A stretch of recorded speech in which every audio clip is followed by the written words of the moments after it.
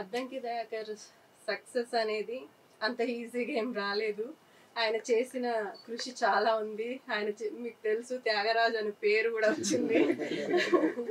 అంటే ఇంతమంది యావత్ ప్రపంచంలో ఉన్న మన తెలుగు ప్రజలందరూ ఆయనని ఎందుకు అభిమానిస్తారంటే మాట్లాడతారు, ఆ సమస్యల మీద మాట్లాడతారు, వాటి పరిష్కారం కోసం ప్రభుత్వాలు పనిచేసేటట్టు చేస్తారు. కాబట్టి ఈరోజు ఆయనకి ఈ గౌరవం దక్కిందని నేను అనుకుంటున్నా.